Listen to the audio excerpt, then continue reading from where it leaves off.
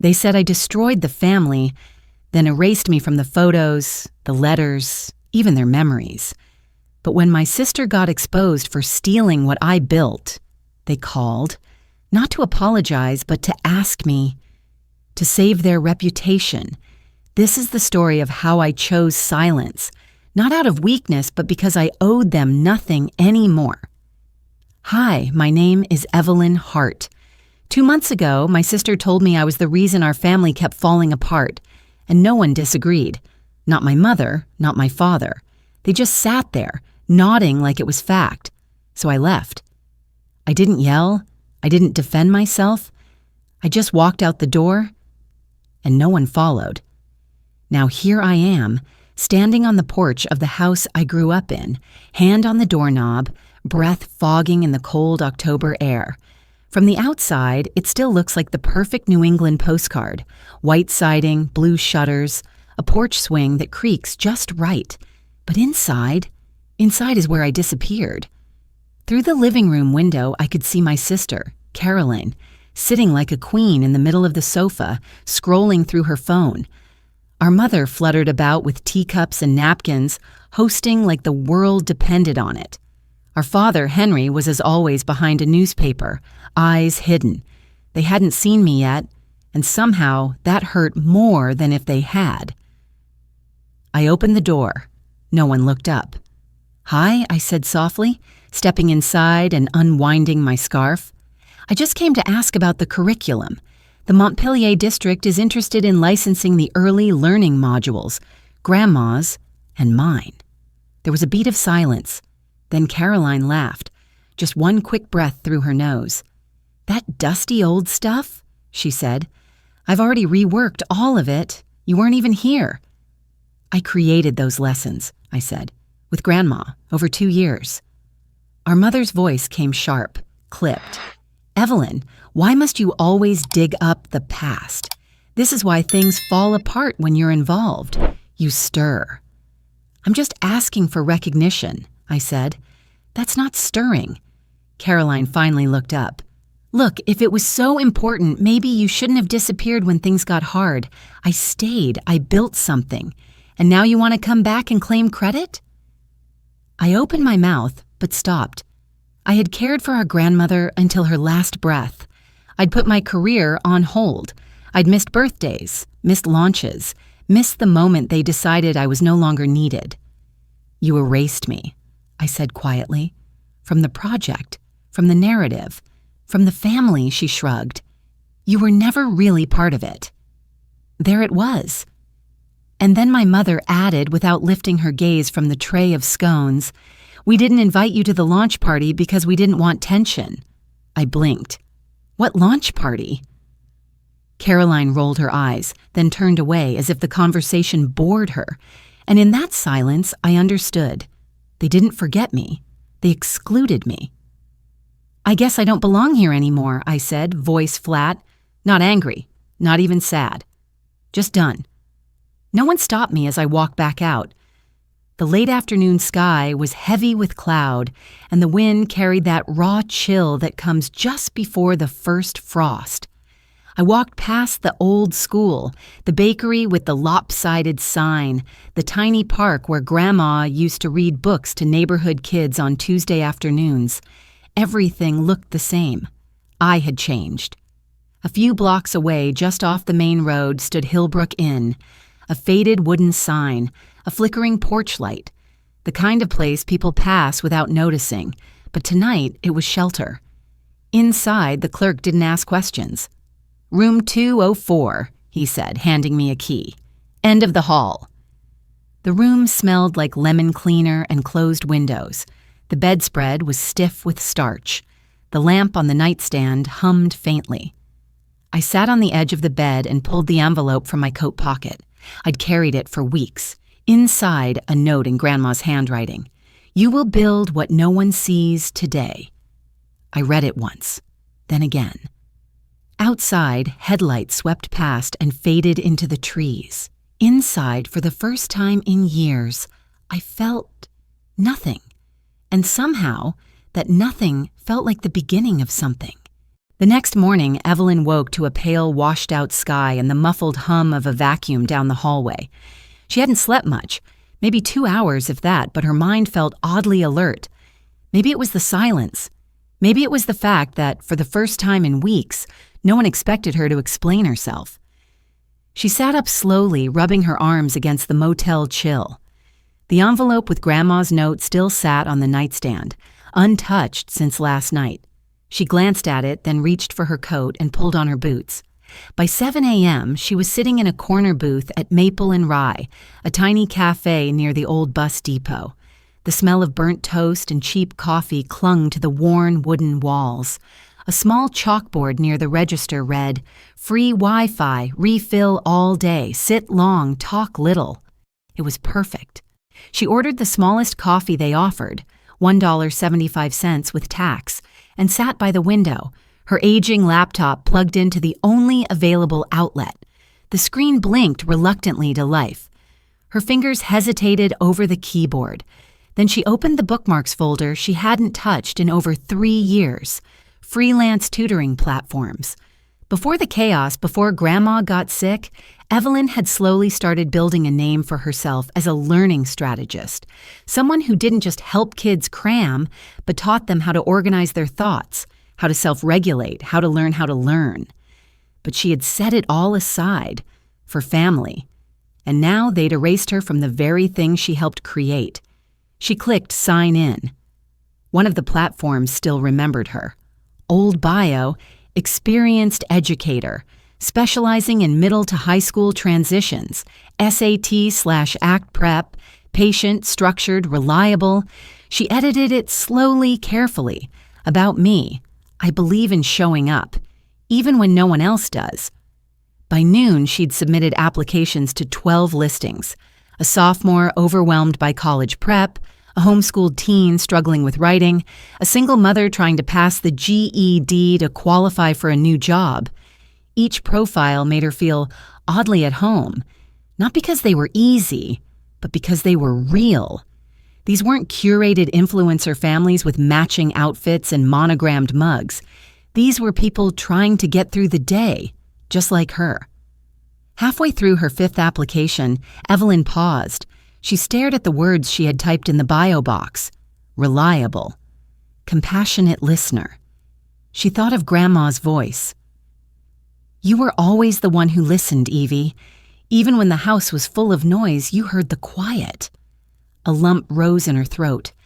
She sipped her now cold coffee and stared out the window as the wind stirred a swirl of leaves down the street. She remembered the last Thanksgiving at Grandma's, before things fell apart. Everyone had been loud as usual, but when Evelyn sat beside Grandma in the corner, the old woman had just squeezed her hand and said, "You don't need to shout to be strong." Back in the motel that evening, Evelyn kicked off her boots and sat cross-legged on the creaky bed.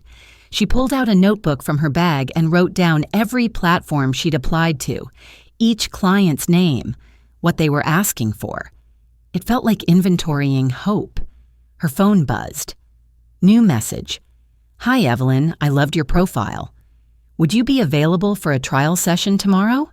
She smiled, just a small twitch at the corner of her mouth, but it was something. She said yes. The next day, she walked to the public library 2 blocks from the cafe. The librarian, a woman named June with soft gray curls and a badge that said, "She, her," helped her reserve a private study room and loaned her a Chromebook. Evelyn signed up for 2-hour blocks every afternoon that week. Her first client was a 17-year-old named Marcus, who had failed the SAT twice and believed he was just dumb. Evelyn didn't rush. She didn't overcorrect. She asked questions and listened, the way Grandma had taught her. By the end of the session, Marcus was sitting straighter. "No one's ever explained it like that before," he said. Her second client was a woman named Lila, who hadn't been in a classroom in 30 years. She wanted to pass the GED before her youngest graduated high school. "I just need someone patient," she'd written. Evelyn was more than patient. She was kind. At the end of the week, Evelyn wrote out her income on the back of the motel receipt. 3 clients, $180, enough for 2 more nights and groceries. She posted a sticky note on the motel wall. Goal: $500 by end of the month. Each night she wrote down what she'd earned. Each morning she walked to the cafe, ordered the same small coffee, plugged in her laptop, opened her inbox, and waited, but not idly. She revised her curriculum, tightened the worksheets, cleaned up her diagnostic checklist, started sketching a full program, a true holistic learning system she and Grandma had only dreamed of putting together years ago. Not to sell, not yet, but just to have it, to own it, with her name on every page. Late one night, after a long tutoring session and a cup of peppermint tea from the motel vending machine, Evelyn sat in bed and checked social media. She hadn't posted in months, but something pulled her to her sister's page. There, smiling brightly with a glass of rosé, was Caroline. Beside her stood their mother, both of them posing in front of the fireplace in the family living room. Caption: "Family is who shows up. Grateful for my tribe." Evelyn's eyes locked on the photo behind them. The mantle, where the family portrait used to hang.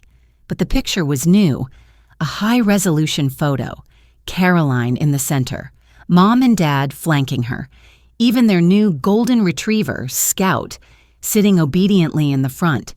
Evelyn wasn't in it, not just not tagged, not cropped, gone, replaced, like she had never existed. She didn't cry, didn't scream. She just stared at the screen. Then she whispered to the room, "They didn't forget me, they removed me." And something inside her shifted. It wasn't rage, it was resolve. It started with a forwarded email. Evelyn had just finished a tutoring session with Lila and was sipping her second cup of tea when her phone pinged. It was from Elise Warren, a former colleague, one of the few people from her past she still trusted. The subject line read, "You need to see this." The message itself was short. "Isn't this your work?" Attached was a screenshot of an online course advertisement from Caroline's new startup, Bright Step Learning. It showcased a downloadable PDF titled Breaking the Cycle: Executive Function Strategies for Teens with ADHD. Evelyn's eyes locked on the subtitle beneath the header, developed by Bright Step's founder, Evelyn Hart.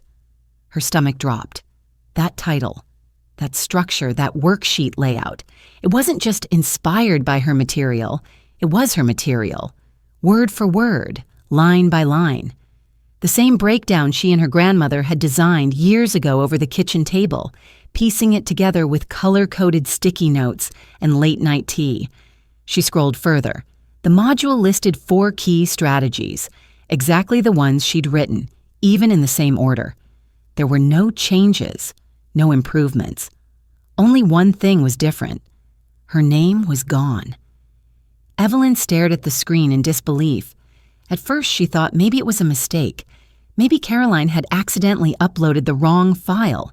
But as she read on, reality set in. This wasn't a mistake. This was theft.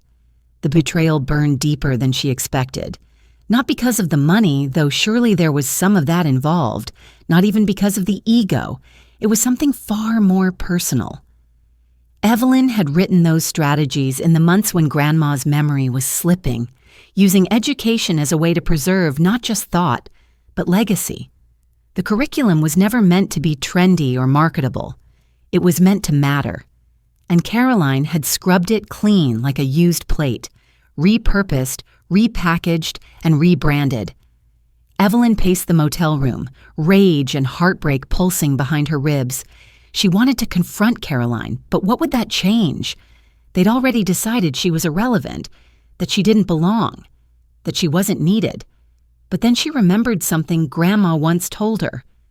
Write everything down. They can lie about your place in the room, but they can't erase your handwriting.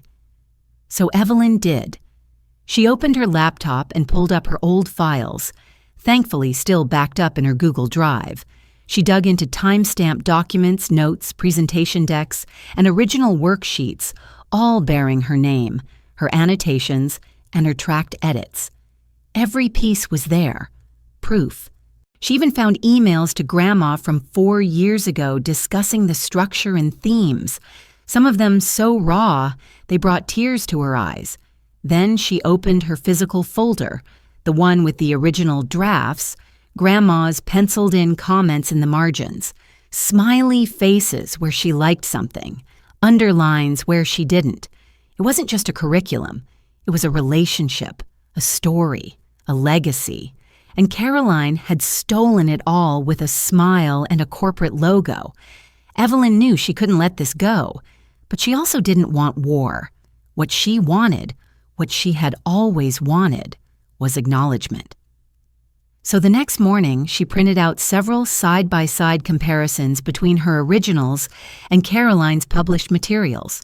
She highlighted the similarities, notated the timestamps, and laid them out like a lawyer preparing for trial. She took the folder to Margie Porter, a local attorney known for intellectual property work. Margie's office was tucked above the town pharmacy, quiet and unassuming, with ivy crawling up the front window and the faint smell of lemon drops inside. Margie was in her 60s, wore thick glasses, and had a demeanor that made people immediately regret lying. After reviewing the documents, she looked up and said, "This is airtight." Evelyn nodded. "I'm not looking to sue her for money. I just want my name back on what's mine." Margie leaned back in her chair. "We can send a cease and desist, demand attribution, and if she refuses, we escalate." It was the first time Evelyn had heard someone say, "we," in reference to her side of the story. For a long time, Evelyn had been silent, thinking that choosing peace meant staying invisible. But peace, she realized now, had to include self-respect. She signed the papers.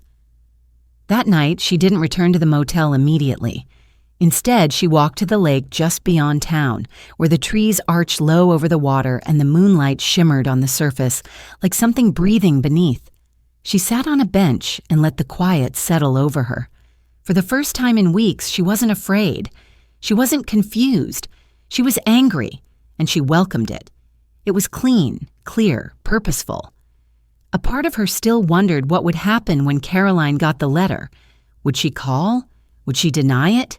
Would she cry, say it was all a misunderstanding? But another part of her didn't care. This wasn't about revenge. It was about reclamation. She reached into her coat pocket and pulled out the letter from Grandma again. She unfolded it, smoothing the creases with her fingertips. "You will build what no one sees today." She smiled. "Grandma," she whispered, "they may have stolen the work, but they'll never understand the why behind it. That's something they can't fake." 2 days later, the letter was delivered. Evelyn got the delivery confirmation at 2:07 p.m. At 3:45 p.m., her phone lit up with a call from her mother. She let it ring. Then came Caroline, then her father, then silence. No apologies, no admissions, just a vacuum where their excuses used to be. She didn't return any of the calls. Instead, she opened a new document. Title, Hart Learning Framework, 2nd edition. Author, Evelyn Hart. She underlined it twice. Evelyn didn't sleep that night, not because she was anxious, but because something inside her had finally settled. She lay in the narrow motel bed, laptop balanced on her legs, cursor blinking on a fresh document. On the top line, bold and simple, she typed, Hart Learning Framework, 2nd edition. Not Brightstep, not Caroline. Heron. It didn't need a slogan or a flashy logo, just truth. By morning, she'd written 12 pages, streamlined lesson plans, personal reflection questions for students, even a new section about building confidence after academic failure. It was cleaner than the first version she and Grandma had created years ago, more distilled, more hers. She saved it. Twice. And then she got dressed and walked back to Maple and Rye, where the same tired barista greeted her with a knowing nod and poured the usual small black coffee before she even asked. The rhythm was comforting. The anonymity was too. She sat in her usual corner booth, opened her inbox, and began working. 2 new student requests had come in overnight. One from a boy in rural Maine whose parents couldn't afford private tutoring but wanted help preparing for trade school. Another from a woman in her 50s who had never learned to write an essay and needed it for her community college entrance exam. These were her people.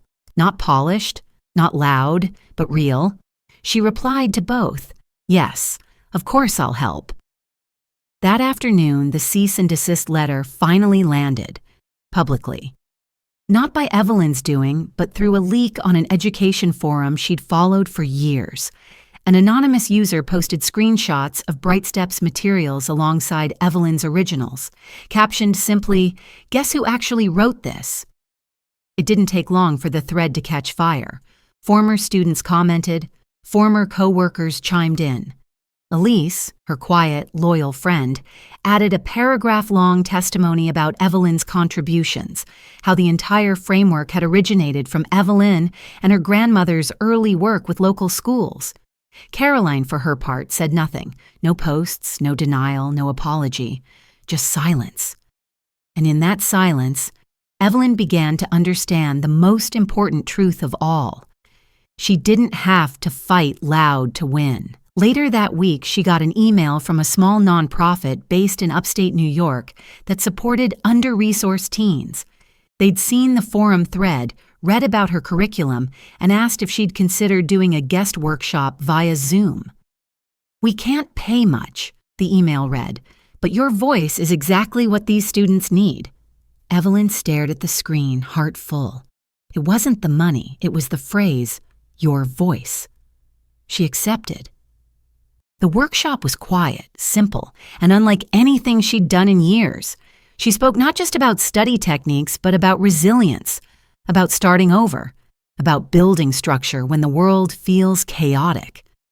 A few students kept their cameras off, but they messaged her afterward, "I didn't think someone like you would understand someone like me. I never saw learning this way before. Can I email you if I need help?" She said yes, always yes. That weekend, Evelyn walked to the town square to clear her head. Autumn had fully arrived, red and gold leaves crunching beneath her boots, the air smelling faintly of wood smoke and cider. She stopped at a bulletin board outside the library where people posted everything from guitar lessons to missing pets. Someone had tacked up a flyer for a local educators roundtable. It was handwritten, with tear-off tabs at the bottom and a note, "Looking for voices outside the system." She smiled, pulled one of the tabs, and tucked it in her pocket. She wasn't outside the system anymore. She was choosing to build something beside it. One evening, just before sunset, she received an envelope under her motel room door. There was no return address. Inside, a check, large enough to pay for 6 months of living expenses, and a note written in her mother's delicate script. "We know this doesn't fix things, but maybe it's a start." Evelyn sat with the letter for a long time. She didn't cry. She didn't rip it up. She didn't deposit the check either. She folded it, placed it inside a book Grandma had once given her. The Courage to Be Disliked. Then she wrote her own note. "This isn't about money. It never was." She mailed it back without a signature. The next morning, Evelyn launched a free digital newsletter. It wasn't polished, just a simple Substack link with a title, Lessons from the Quiet Room. Her first post was a story, not about betrayal, but about how it feels to be erased and how it feels to reappear without asking permission. She wrote like she was talking to one person, because for people like her, one voice at a time was enough. That week, one of her students, Marcus, the teen who thought he was dumb, passed his reading comprehension benchmark for the first time. He emailed her. "You said I could rewrite the story they gave me. I think I'm starting to believe that now." She stared at the message for a long time, then replied, "It's not just belief, it's truth. You're doing it." And somewhere deep inside her, Evelyn felt the moment the weight shifted. Not because someone apologized, not because justice had been served, but because she no longer needed anyone's permission to belong to herself. It started with a voicemail. Evelyn hadn't heard her mother's voice in weeks, but there it was, shaky, low, just above a whisper. "Evelyn, honey, call us back when you can. There's something going on with Caroline. She could really use your support right now." Evelyn stared at the phone in her hand, thumb hovering over the delete button. She didn't press it. She didn't return the call either. Instead, she put the phone face down and turned back to her laptop. A student had just submitted a personal essay, and she had promised to give feedback by noon. Deadlines mattered. The work mattered. But by mid-afternoon, there were 3 more missed calls. 1 from her father, 2 from her sister. No messages, no explanations, just silence looking for a response. The next day, a text from Elise arrived. "Have you seen the news?" Evelyn clicked the link. It was a blog post, one of those mid-sized education commentary sites that half the industry followed and half pretended not to. The headline was blunt: "Bright Step accused of curriculum theft, founder under scrutiny." She read slowly, carefully. The article laid it all out. Comparisons between Caroline's modules and Evelyn's originals, witness accounts, even quotes from former clients who had been told the content was entirely self-created. They didn't name Evelyn directly, but they didn't have to. The comments section filled in the blanks. "It's clearly Evelyn Hart's work. I used her materials back in 2019. They were gold. Why is Caroline still silent about this?" Evelyn sat back in her chair, breath shallow. This wasn't satisfaction. It wasn't revenge. It was gravity. The kind that makes you realize, once you've told the truth, it doesn't belong to just you anymore. That evening, another envelope arrived at the front desk of the motel. No stamp, no address. Just her name in bold script on the front. Inside, a note on thick ivory cardstock and a check. A much larger check. 5 figures. The note was short. "Evelyn, we know you're angry. We hope this helps settle things quietly. Caroline." Evelyn sat on the bed and reread the note 3 times. Then she looked at the check. It wasn't an apology. It was a transaction. A buyout offer. Hush money dressed in expensive paper. And beneath the surface, it reeked of desperation. She could hear her sister's voice even now, not in the note, but in the years behind it. "You're too sensitive. You always make things complicated. We're just trying to move forward." This was moving forward, apparently, by erasing the damage with a signature and a dollar sign. Evelyn folded the check in half, then in half again, then again until it fit neatly inside the trash bin. She didn't tear it, she just let it go. The next day, her phone rang again. This time, she answered. Not because she owed them anything, but because she didn't. Evelyn. Her mother's voice was thinner than she remembered. "Thank you for picking up." "I have 10 minutes, Evelyn said. Calm, neutral. Her voice didn't shake. There was a pause, a shuffle. Then, "Caroline's struggling. Her board is threatening to suspend her. The funding's drying up. People are saying things online. Some of it's not true. And some of it is." Another pause. "We know you're upset, but this isn't helping anyone." Evelyn inhaled slowly, the air sharp in her chest. "I'm not the one who hurt anyone," she said. Her mother's voice grew brittle. "You're making this public." "No," Evelyn said. "They made it public. I just told the truth." "But we're family." "Were we?" Evelyn asked. "When you erased me from the curriculum, from the business, from the family photo on the mantle?" Silence. Then softly, "It wasn't meant to hurt you." But it did. She didn't yell. She didn't cry. She just said it. And that, for the first time, was enough. The next day, she published her second newsletter post, title, "What to Say When They Come Knocking." She didn't name anyone. She didn't even mention the story. She just wrote, "When people return after erasing you, they're not always looking for reconciliation. Sometimes they're looking for the version of you who used to stay silent. "You're allowed to not be that person anymore." The response was overwhelming. Not in likes or comments, but in emails. Dozens. Women, men, adult children, even teachers and caregivers wrote in with stories that echoed hers. My family cut me off after I said no. They only called when they needed something. I didn't know I could say no without guilt. Evelyn read every single message. Some she replied to.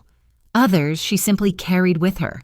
In her third newsletter, she wrote, "Saying no doesn't mean you don't love them. It means you love yourself, too." A few days later, Caroline called.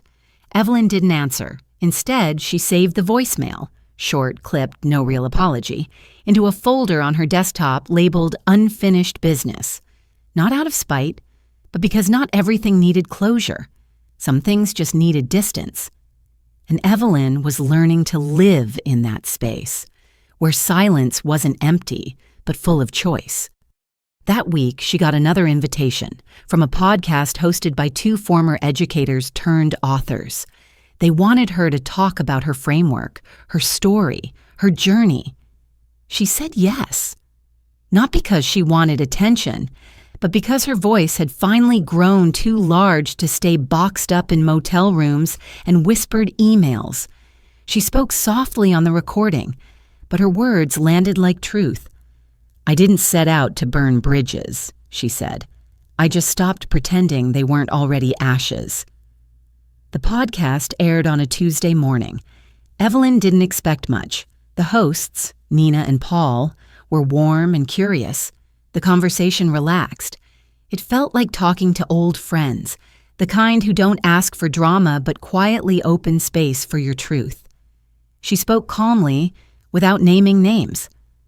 She talked about building something with her grandmother, about watching it get claimed by someone else, about being asked to stay quiet for the sake of peace. She ended the episode with one line that wasn't planned, just slipped out like breath. "Silence may protect the people who hurt you, but truth is what protects you." By lunch, her inbox had tripled in size. The comments were personal, private. One teacher wrote, "I've been sitting on a story like this for 10 years. I thought no one would believe me." A mother of 3 said, "My sister stole my business plan. Everyone told me to let it go. Thank you for showing me it's okay to speak."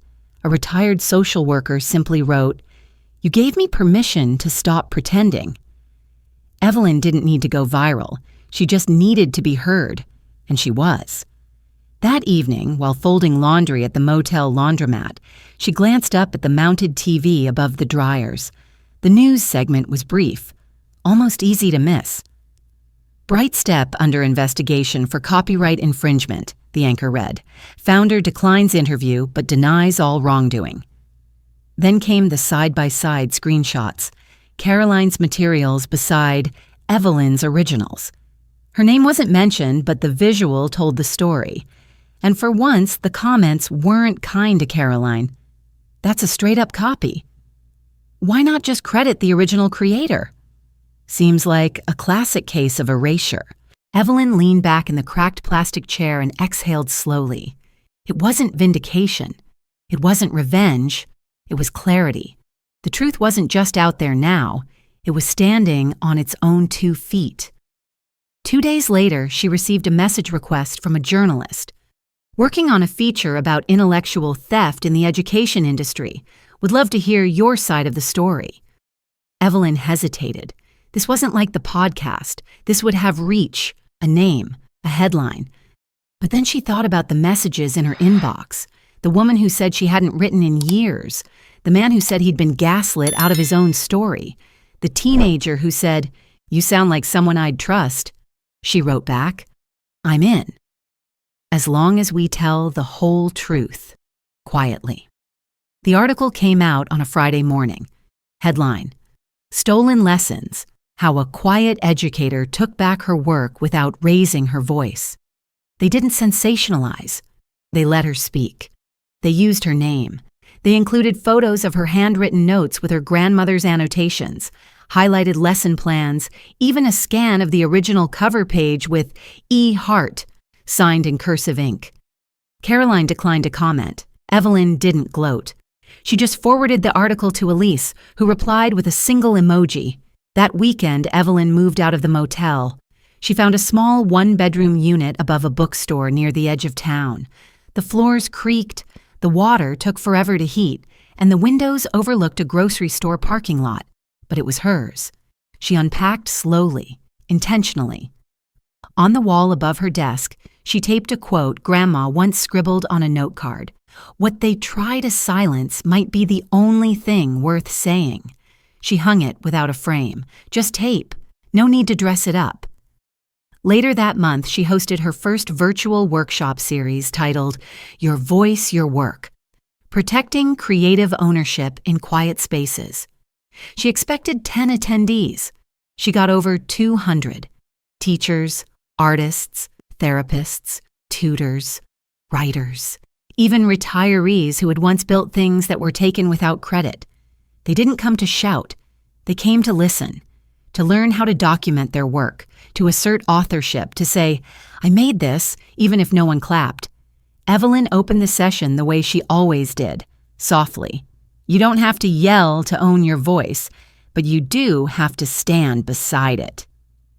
By the end, the chat was full of thank yous, stories, and virtual applause emojis. She ended with a small smile. You can be invisible to them and still be real to yourself. One night, she sat in her apartment watching the rain drizzle down the window pane.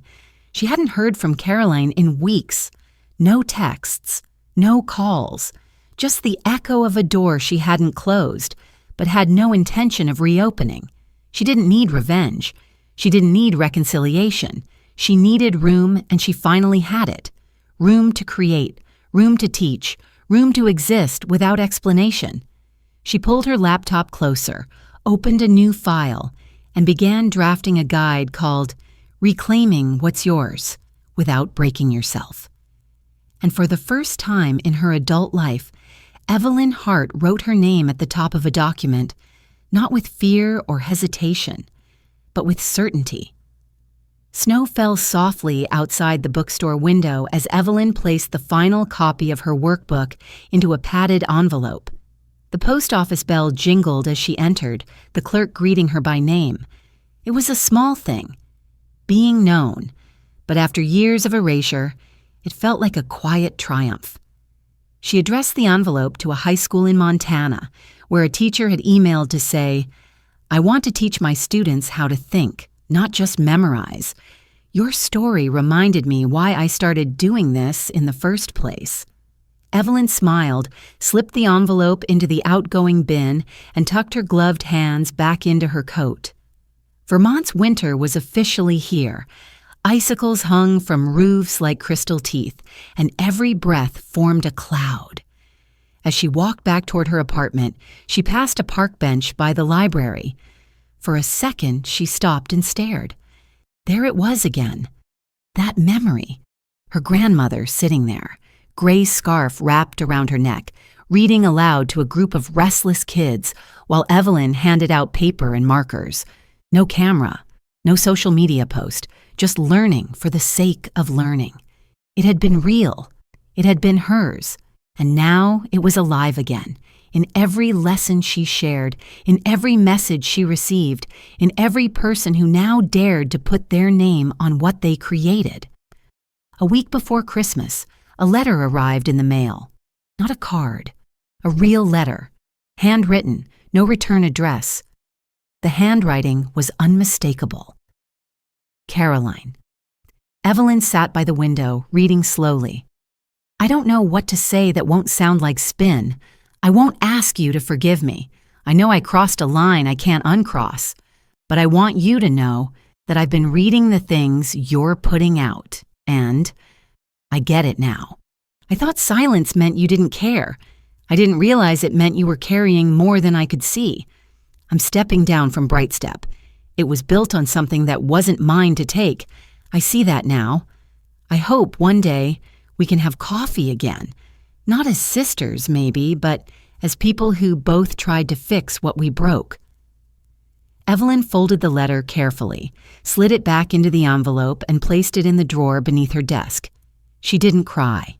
She didn't pick up the phone. She just let it be, a page in a chapter already turning. New Year's Eve arrived quietly. Evelyn spent the evening hosting a virtual circle for women creators. They called it the first word. Each person shared something they were going to write, claim, or say out loud in the new year. Evelyn's word was simple: enough. Enough silence. Enough hiding. Enough pretending that quiet means weak. They all nodded. One woman cried. Another typed in the chat, "I'm going to say I wrote that poem." Finally. And just like that, Evelyn realized this was her legacy. Not fame, not compensation, not even acknowledgement from those who once ignored her, but impact, multiplied, carried forward, quiet but unstoppable. In February, she used her savings to set up a small scholarship fund, the Hart Learning Seed Grant. It wasn't much, just $500 per recipient, but it was enough to help someone print materials, build a website, register a copyright, or get their first client. Applications flooded in. One came from a young woman in Texas who taught art to ESL students out of her garage. Another from a retired science teacher who wanted to digitize his decades of lab notes for public schools. Evelyn read each story with reverence. She funded 5. Spring came slowly in Vermont, and with it, a sense of return. Evelyn began offering in-person workshops at the local library, just like her grandmother once did. The first session, she expected 5 people. 17 showed up. No one asked about the scandal. No one mentioned Caroline. No one even brought up Bright Step. They were there for her voice, for her work. She taught about learning strategies, sure, but also about boundaries, authorship, ownership, and healing.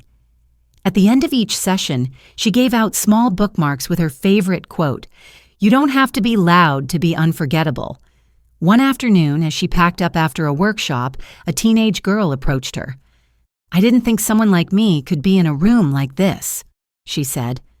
Evelyn smiled gently. "Why not?" the girl shrugged. "Because I'm not polished." Evelyn handed her the last bookmark and replied, "Neither was I, but I showed up anyway." That night, Evelyn walked home beneath a pale pink sky. The snow was nearly gone now, melted into slush and soil. She passed the bookstore, then the bench, then her building. Her apartment was warm and quiet, filled with the scent of tea and paper.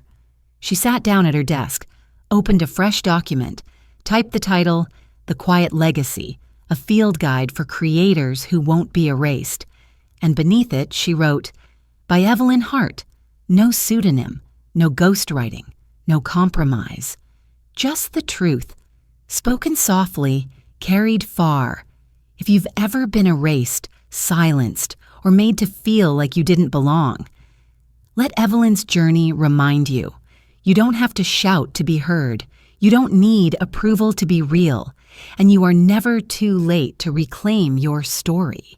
Thank you for watching. If this story resonated with you, please like, share, and subscribe.